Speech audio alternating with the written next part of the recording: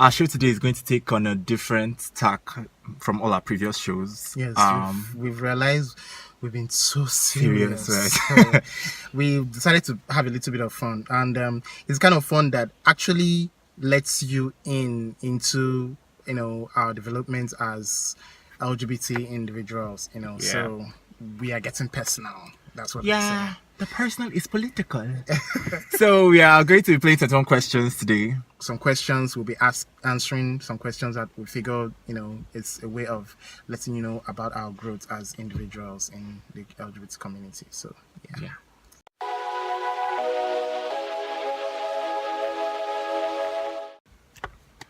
The first time I encountered the word gay within the context of sexuality, and it was the gay that didn't mean happy, was with my best friend's wedding. I've told you this story before. So my best friend's wedding was a favorite in my home growing up. I was always watching it with my mom and my siblings, and it was always baffling to me, the way Jules, that was Julia Roberts' character in the movie, was always referring to George, her friend, as gay. And I kept wondering, what is special about being happy? What's so special about his happiness that it has to be half done all the time? So this time, me and my mom were watching my best friend's wedding. So at the end, after the person who Julia Roberts was in love with, her character was in love with Jules, that's the more when he left with Kim and everything, and George, Jules' gay best friend, and how we're dancing. I was like, but why don't they get married? To me, that seemed like the most natural outcome. My mom was like, he is a homosexual. That in that evil mother's voice, he is a homosexual. And that was the moment I realized, oh, so that's what gay means. So yeah, that was the first time it wasn't the first time I encountered the word gay, but that's when I understood gay to mean homosexual. It doesn't always mean that you're happy. It doesn't always mean you're happy. And it really ever means that you're happy. It's really ever.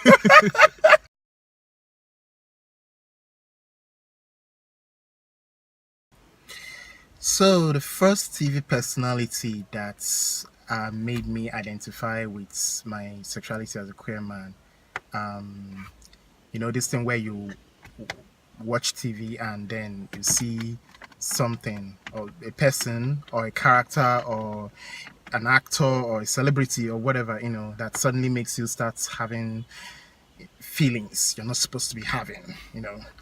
Mine was, there were two people, RMD and Saint Ovi. Yes, Saint Ovi was RMD was when this show Violated, I think that's the name. Was it a show, a movie? If it was a movie, if it was a show, it was Checkmate.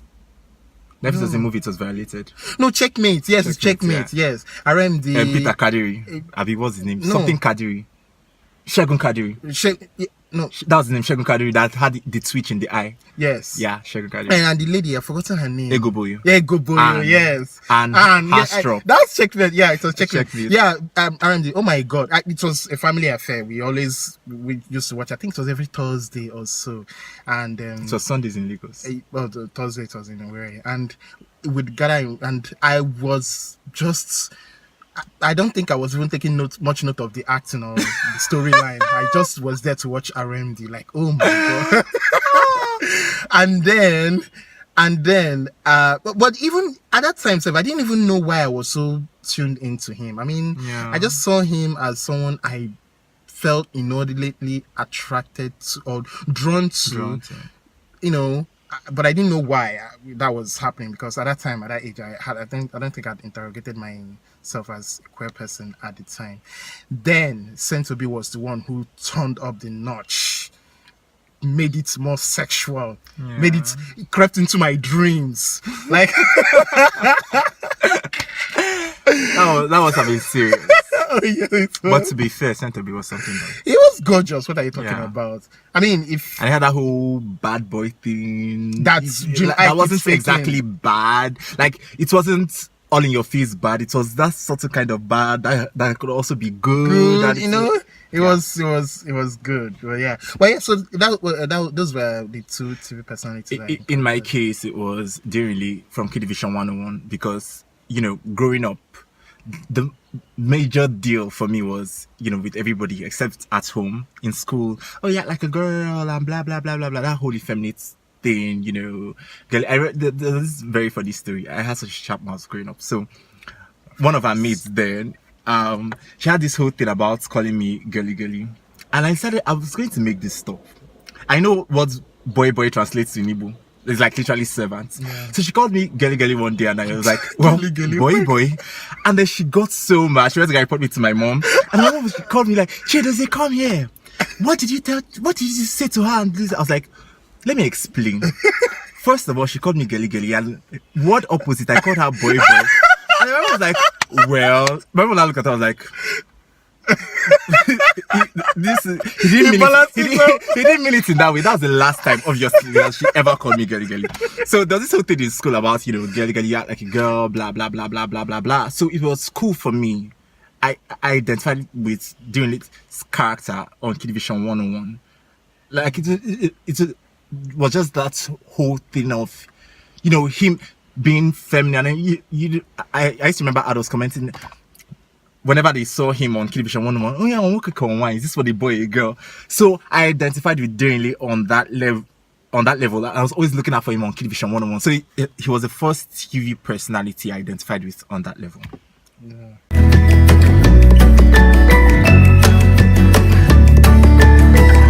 So first question.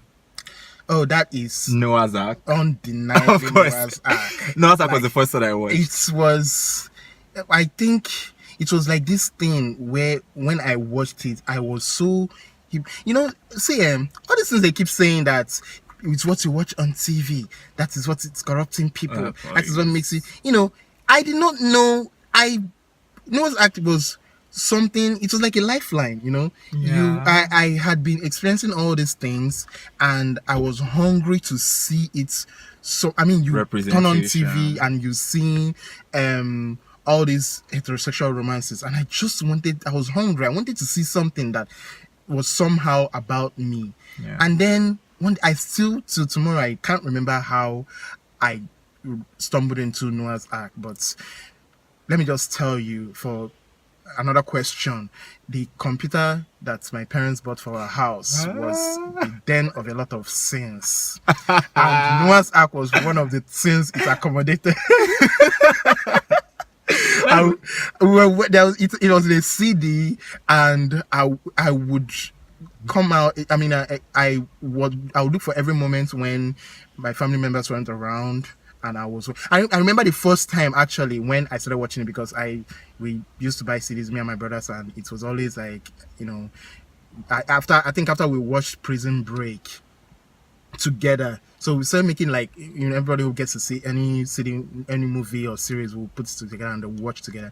And then I remember we started watching Noah's Ark, and then we're watching, and immediately, because you tend to be more attuned to these things. Yes, it's faster. It's coming. So, and I was like, wait, what is this thing we are watching? Oh, I was listening to the dialogues. I was watching what was going on. No, this is not something I need to watch with my brothers. No. I just hit the exhibit. I was like, well, what's happening? I said, no, I don't think this is the film I wanted us to watch, but let me find another word. That was the end. That was the end of Noah's Ark for everybody else. Communal affair. But my goodness, I had to keep on watching. Oh my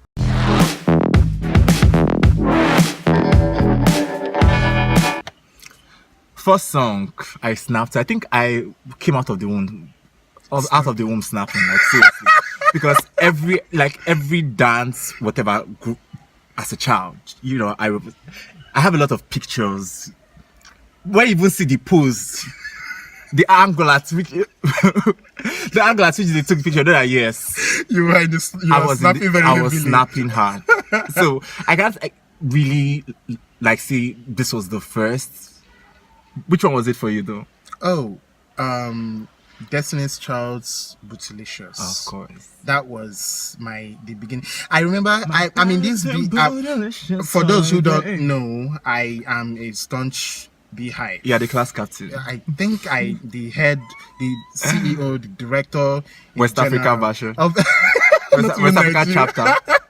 And so I mean, this Beehive group on Facebook, and one day they were asking questions about when was the first time you got into the Beyonce train, and I was talking about how and all this, they were all talking about like right from the times of no, oh my god, they were into her from Bugaboo, they were into her when they were singing, and I'm like, I was feeling this, and I was afraid to say, I just found out in Bootylicious. And when I said that, most of them pounced on me, were like, you are late, what are you, how do you even late bloomer. I agree. How dare you talk about her like but you know, but yeah, that was, I think I watched that video, and Lord, it spoke to me. Like I'm not a dancer, and I am especially I'm not a very expressive person when it comes to dancing. You know, I don't know how to. You just did the move to the side. Yes, to the side, but that one, I think the first time I saw it on TV, I broke out. Like, can you handle it? And we're handling it. After that, I had to know who are these girls who were asking me to handle it like this. Right. And so, you know, I said tracing them back to their origins. My Destiny Child relationship was, because when they're in Destiny Child, I preferred Kelly, weird as that sounds. I used to feel like, Beyonce is too extra. Oh my God, who's this? Let the other girls shine. But then, you know, when the first I saw Crazy in Love, that's you ready? I was like, no. I went to the market. I got video CD with that video on it, and I stayed up the entire night learning the choreography for Crazy in Love. Like, it was that bad. I was like, what? Like, I was literally watching Crazy in Love, like, I don't know how many times a day for months and months. That was the moment when I realized, okay, Beyonce is the real deal, and we follow our government till the end. But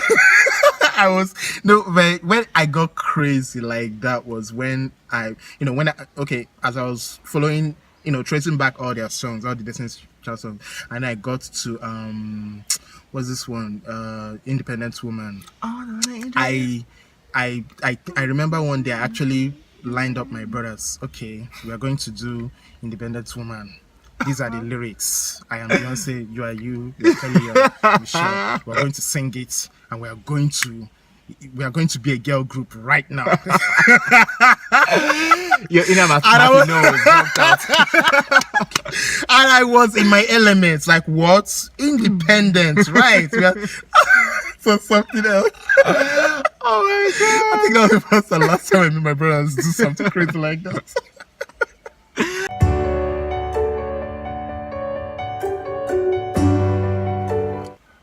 The first queer character I encountered in the book was Lucy in the Kiss Capital series. You know, she was a lesbian, she had her own story, and that was the first queer character I remember encountering in the book. Oh, mine was in Tinsel Town. It's a book by Catherine Mann. Sounds scandalous. It was. I had been reading Jackie Collins' books before that, but the moment I discovered this book, it was also a woman. The writer was also basically writing about Hollywood. It was by far the best I had read, and I was just so startled when I got to the part where there was like a gay character in the book, and I'm like, I'm sorry, what? I remember his name, Roland Williams. It stayed, to show you how he stayed with me all those years. I mean, that book, I was reading it over and over again. Like, I was so fascinated by, I mean, with the same fascination you get when you, I mean, it didn't matter. I don't know if I had read the book before I watched Noah's Ark or Noah's Ark before the book, but whichever one, I still felt the same amount of shock. Like, oh my God, I am seeing something like this in a book. And the guy was like this huge recording star who had a problem. His lover was blackmailing him into doing things for his career that he didn't want to do. I so identified with this character that I became a recording star myself in my head when I was reading him. I saw myself in the studio. I saw myself acting. I was, my God, I was bigger than Will Smith. But you see, that's the way they affect you, really. And the highlights just, when you say representation matters, people just think it's noise just making. Coinage, right? It's really important. It really does matter. It's really important to see yourself. It feeds into your well-being, into your psychological well-being. But you know what? Let's not just go. Yeah, we're not serious today. Oh, yeah.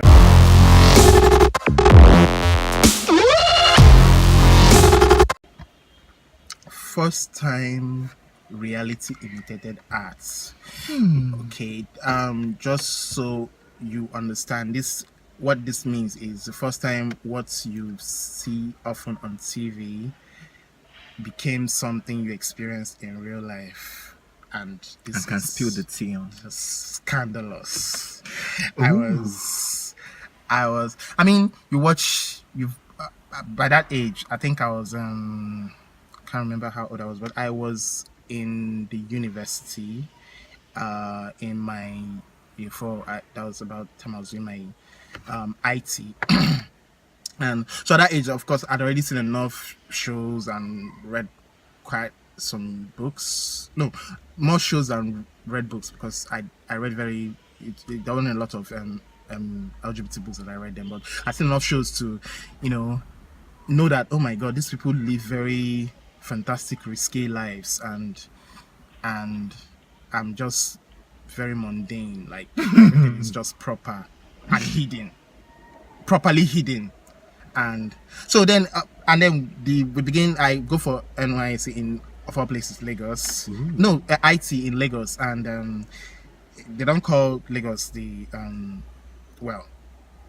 capital of everything for nothing. So I'm here and I meet up with. I've been chatting with a guy for a while, and then I get to Lagos. I start my IT, and on that Saturday we talked about meeting, and I go to his house.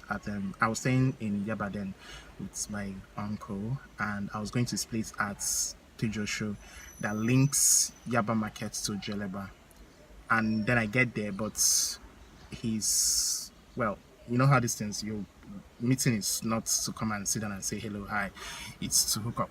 And then, but his family was there, and they were just there, and they're not going anywhere. I mean, like, what kind of Sansan inside Gary is that?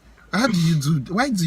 How do you not know that something wants to go down and just sense it with a system and leave and just go somewhere else? But they refused to go. They stayed put in the house. So, I mean, I stayed to show you how determined we were for something to happen. I came to that house. How many hours? I came to that house by 3. By 7, that was when I was like, God. You know what? It is time to go. That's such determination, wasn't here. It was, my brother. Nothing could happen. We just had to. It looked like Gay Jesus wasn't on our side that evening, that day. So he was on vacay. So we stood and left, and then he was seeing me off, and I was actually supposed to just get to Yaba Market and get on a bike. No, the place is closed. Get on a bike to my uncle's house. But because I had company, we were gisting and we were strolling along. To be clear, this gisting and strolling along was very innocent. We just were having too much fun gisting. For me, so it felt like it was too soon for me to get on a bike. So we decided to now walk down. I've forgotten the name of this road, but it links Yaba Market to Wayek side. And so we basically said, okay, let's get to that Wayek side and enter that Yaba Tech side and enter then I'll enter the bike that I was supposed to enter. But then we were now and that road is a bit dark. He has Navdak and Naima on the right side if you're going towards Wayek. And it's a little bit dark. There were no street lights, of course, and the traffic on the road was not very. It wasn't a well It wasn't busy. It wasn't busy, and the lights that were, twinkling or they're lighting up the road were mostly from buildings, and it wasn't a very. It was more a workplace area than a residential area, so of course it was kind of a bit deserted, and then we're just strolling, and then he stops me and was like, so can we, do it here? And I'm like, I'm sorry, what do you mean? And he points to this cul-de-sac that is like that went inside, and just go there and do that.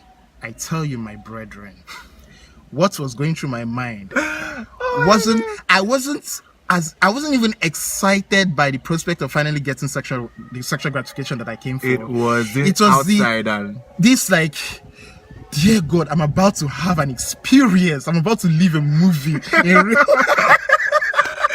Now maybe this. I am telling you. I don't know, you get this like out of body experience where you kind of hope there's a camera crew waiting somewhere waiting to an exhibition.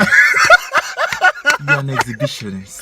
And then we just moved in, and all through that time where we were busy doing what I'm not going to obviously we can't decode it. We're there. It's just, there was fusion of excitement, and let me just tell you, there was no fear. It was just excitement of, oh my God, we are outside in public, we're doing this. Under it's the not stars. safe. It's not safe. There's no there's nothing proper about this. It's just so animalistic.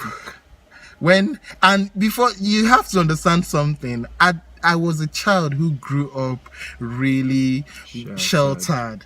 I did not, I had friends, even in the university at that time. I had friends who had gone to a lot of all these gay parties, and they had all these stories to tell, and I just felt so neglected, so on the outside. They would be just all these things, and then I didn't have even that IT period. I came to Lagos with a friend of mine. He was doing his IT in Lagos too, and literally during that period, this guy managed to bag 3 exciting stories. One of which he went for one party and something happened. I think the party happened close to where there were some prostitutes, and then some gay guys went out to hang out with the prostitutes, and the prostitutes felt they were encroaching on there. There was some sort of clash and between prostitutes and people, queer men who came for a party, and oh my God. that whole thing. And then next thing you knew, it was a mess, but it was exciting, and they came out and he had stories, and I was like, oh no, I have to have a story. Yeah, and then you did have a story. Congratulations.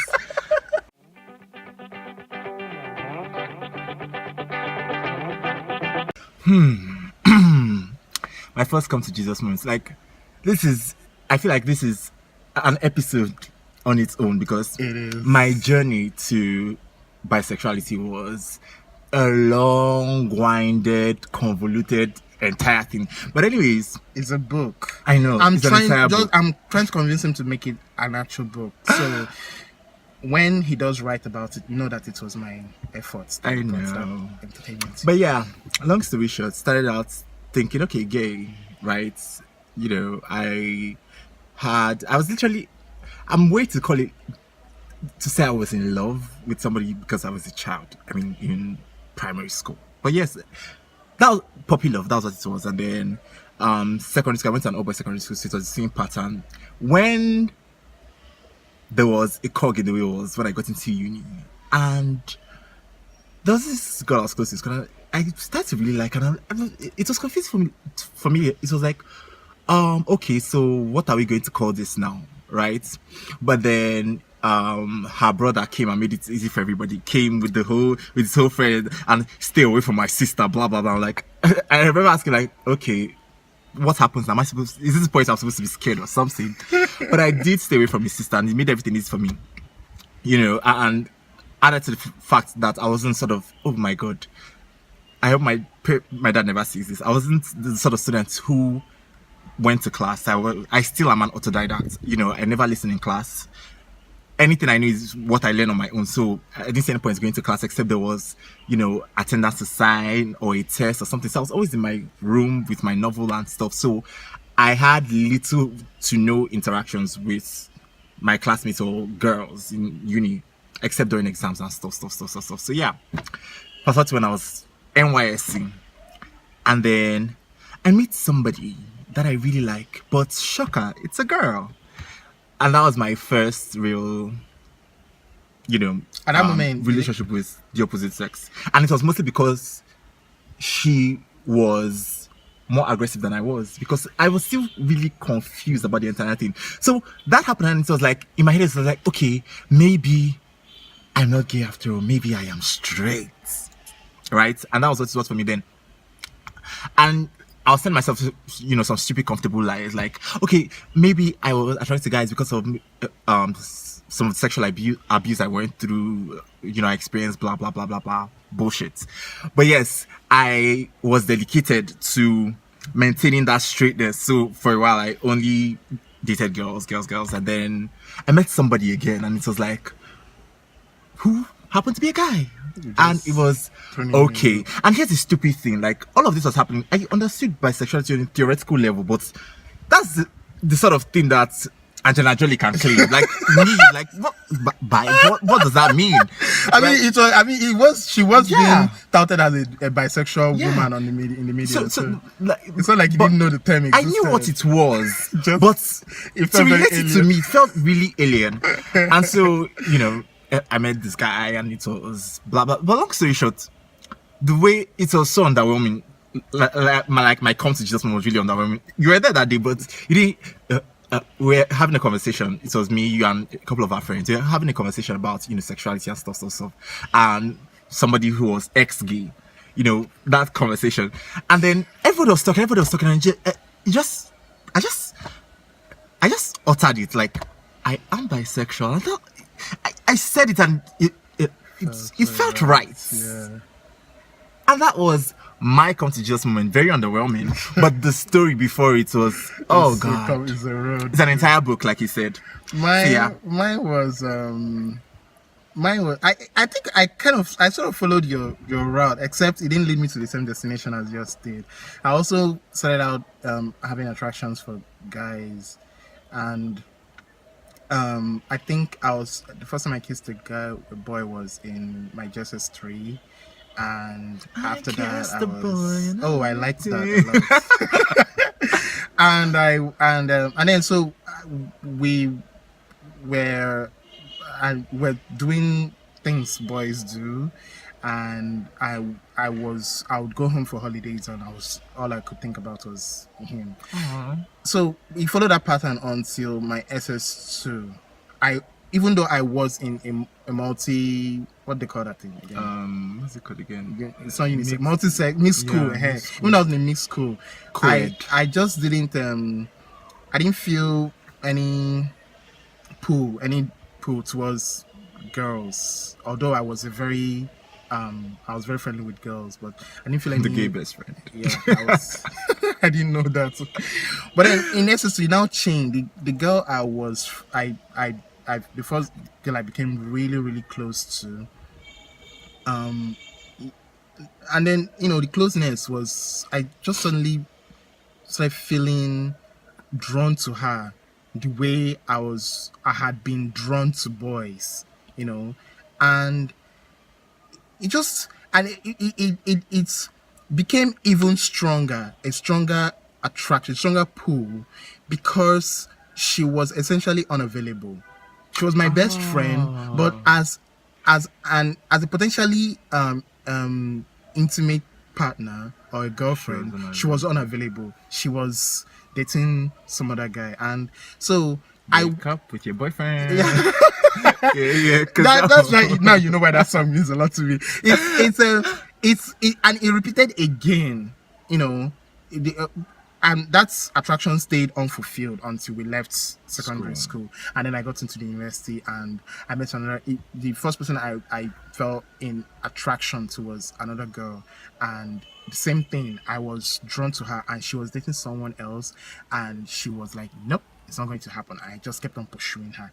I became her best friend. I became friends with her friends. I was going to her room all the time. We were taking pictures all the time. Like, for all intents and purposes, I was dating her, but I was not dating her. Everyone. That sounds like such a heterosexual thing.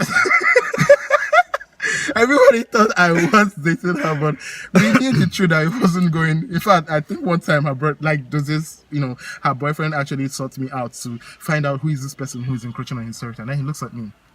And I'm like this nerdish looking guy, and he just laughs and was like, okay, he's not a threat or anything. Especially, but he did ask me, and I was like, no, we're just friends. So.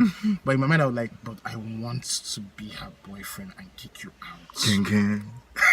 So, but that didn't happen, All that first year, I spent my time chasing her, and, But then in second year, when she now like breaks up with her boyfriend, and like, okay, so yes, let's do this. Everything just on your coco. It just snuffed out like a candlelight. Like all that passion. Let us date, please. I want to. It just fizzled out. I just didn't feel any drive again. And I was actively involved in my department's executive. I was an exco and all this thing. So suddenly I was this boyfriend who was busy with everything but his relationship. I mean, what is that? But I had time to be. I mean, at that time I had started shagging a guy in my school, and I had time for that. I had time for that, but I didn't have time for my relationship. So let me give you the Nancy Pelosi clap. So yes, my come to Jesus moment was when she broke up with me. Our relationship barely lasted. And I was like, relief. Like weeks. She told me, she came up to me, like, you know what, you're a better friend, like you're a boyfriend, and then she said okay, and I was like okay, and then we broke up, and you're so relieved. And I was so relieved, like, oh god, whew, that was something else.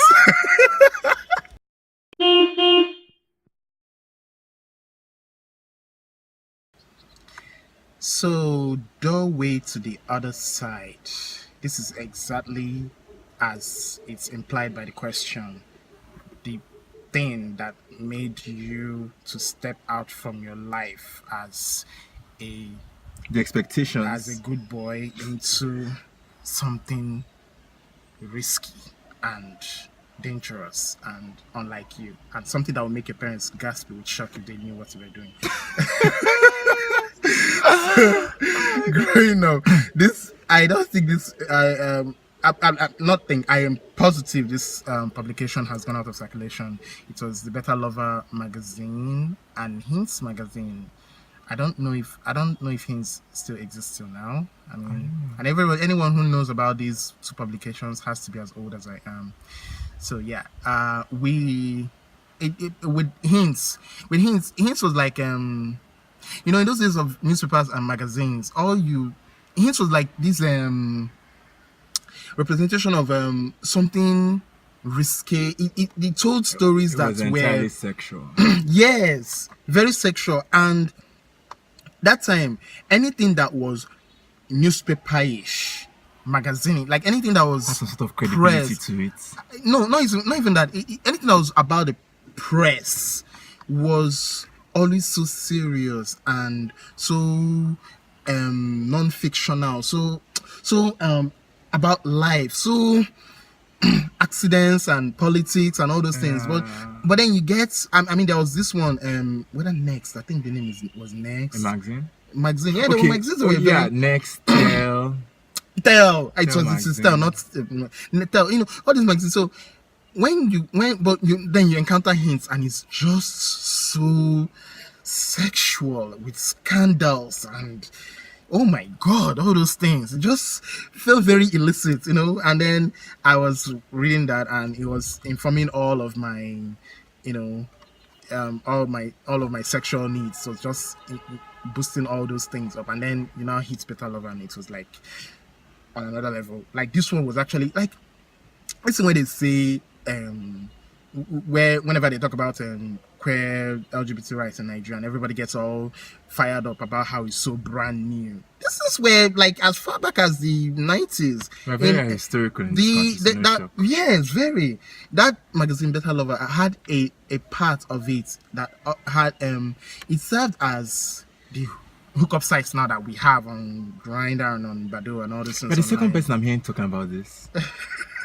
He had a section in the magazine, a space where somebody I'm pretty sure because I never did, but somebody will put in and will call them to put down his name and phone number, and I think maybe location where he is, so that any other person who's reading and who's queer and sees it will now call him, and then they could get to meet. And if the location is where you are, you can now talk. And since at that time there was none of this whole anti-gay crimes and victimization nonsense, it was pretty, people took it for granted that when you put your message, your name there, that the person who's calling you is on the level. And it was, I think I met one or two people who eventually we became friends, but yeah, that was something. Like, I remember those times. Really cool, the person who used to buy Better Loving magazine was my aunt, and I remember the first time after I stumbled onto that ad, whenever she would get the magazine, I will now take it and just tear out that part, and every time she would be complaining, who is tearing my magazine now? And my mother would be like, "Auntie, keep quiet, I beg. The parts where I thought it's not your concern." It's not your concern. It's not your concern. I used to read hints. I was really little anyways. But it was just, I grew up with a lot of, older girls in the house. And they used to pack on like hints, all those magazines, Bite and Come. And I used to read everything. And when they go, "Kiddos, you don't read it," I just get this look like, if I don't read this, mommy will hear about it. Just look at, oh my God. Just come. We'll read it together. And the thing, I was always a fast reader. So it's be like, there's still, or maybe the fourth, fifth line, I feel with that. And come on, what's wrong? What's wrong with this boy? So I did consume a lot of Hints magazine, particularly it was Hints. I can't remember those names, but Hints was like a godsend. It was very big, and I think there was a time we were doing this whole series where, passing it off as reality, but they would use the names of actresses, like actual actresses, and people in the movie industry, and write stories around. But I remember reading one, or maybe it was just my imagination, because I remember, I think Hilda Dokubo was on the cover of that one. Oh no, there was that story. So in my mind, I just married. Yes, I remember. I know exactly what you mean. I just married the story to. I know exactly what on the cover. They usually put celebrities on the covers of the newspaper. So and then when they are talking about the story, it's not. It's not that they were writing about those people. It's just. Yeah. You tend to see cover picture, and then the story is just about the person on the cover, and then you just think married to your head. So yeah, it was fun. Oh my God, childhood was fun. I know, millennials since they want experience.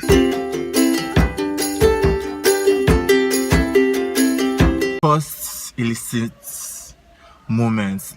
I was a very late bloomer, so it wasn't. I can't really call it illicit because I was an adult. I was like 22.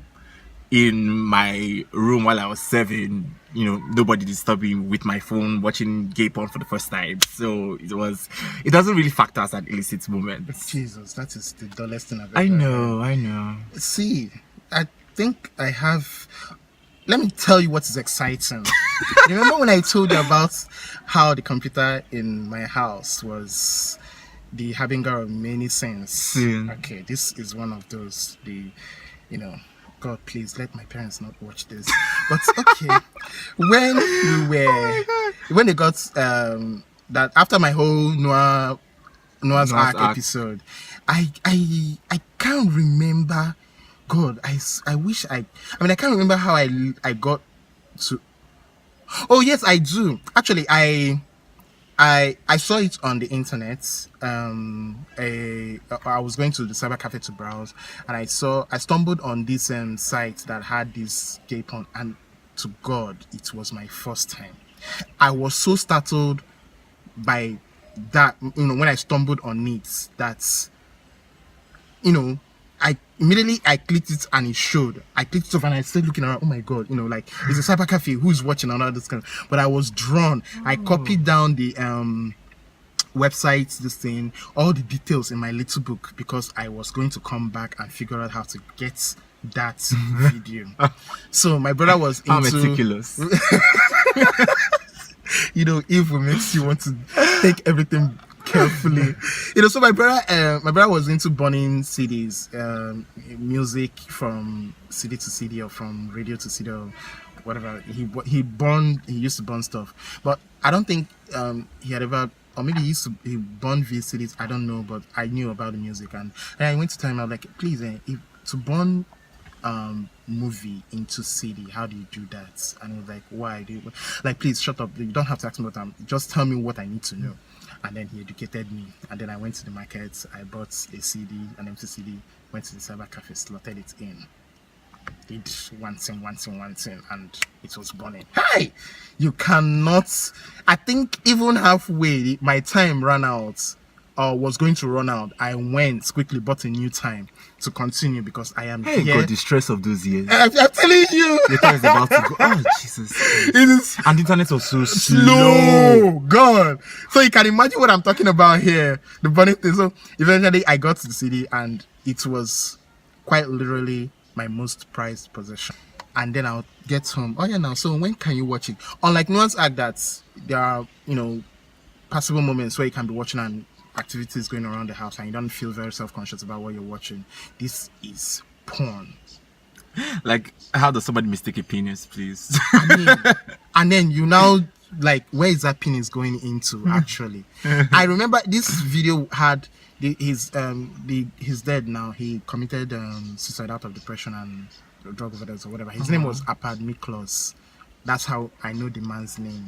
He made that impression in me, and I don't know the person who was performing weights, and I used to wait at midnight, whether it's midnight, 1 a.m, 11 p, whatever time it was, when everybody has gone to bed. I will sneak out and go to that computer and slot it in and watch to my heart's content.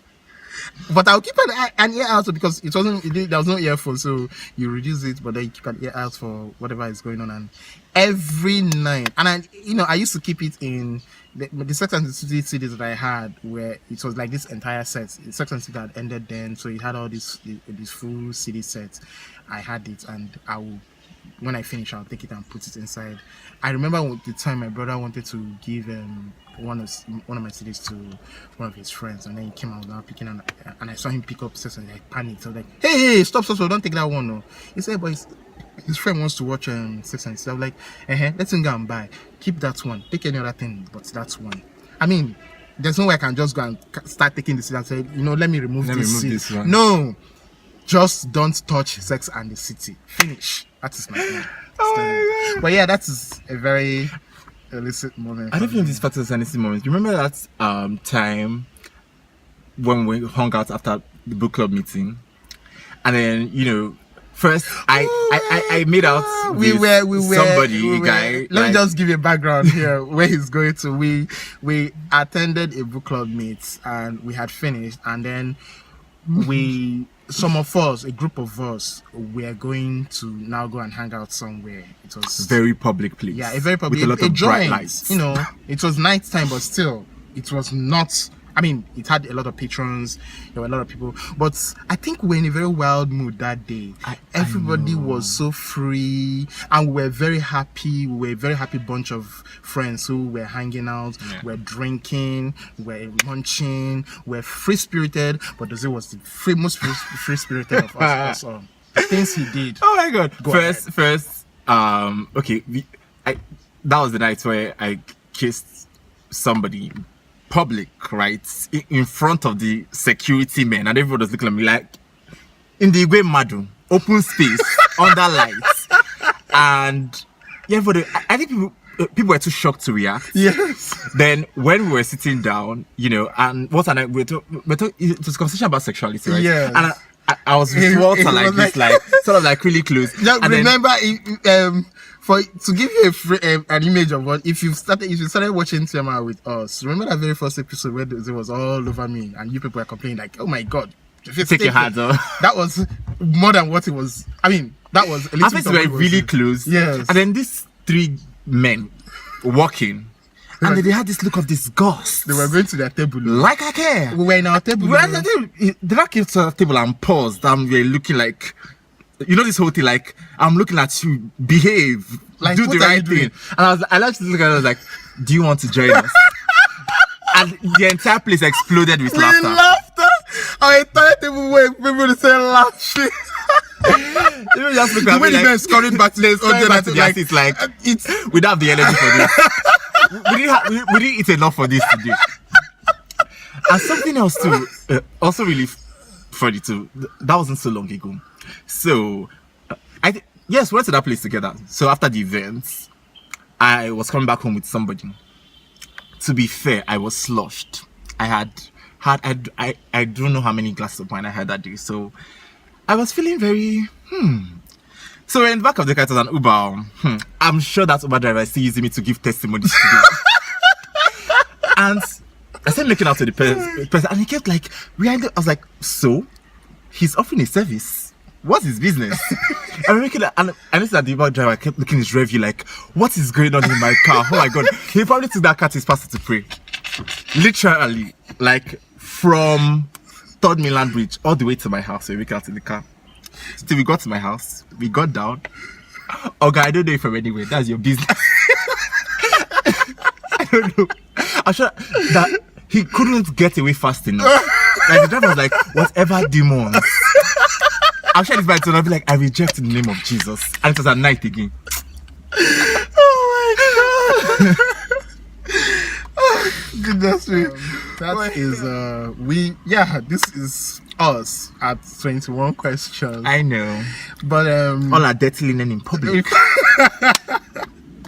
But hey, if you have any questions Yeah. you would like us to answer in another edition of 21 questions, please let us know in the comment section, and we will get back to you with more stories about our lives. And also, to be really nice if people can engage. Yes. With what was your first gay moment, what was your first come to Jesus moment, on Twitter, anywhere at all. In and the comment section, really let us know. love to about see your own- responses. Yes. Because a lot of these things, one of the reasons why we decided to do this is, theorizing on this issue sometimes tends to, there's a way in which it can depersonalize. We are talking theory a lot of times as opposed to lived realities. And it helps that it's when you talk about these things, it tends to be like abstract. So Yes. please, it's not real to you. I mean, like Theory is in terms like cis heteropatriarchy. you may even see us talking and be like, what do these guys know about what they're saying? But we have lived these things, and we would just like you to let us know about what you have lived through as well. Yeah. So that's actually for today. So we'll come away next time. I am Dozie. And I'm Walter. Bye bye.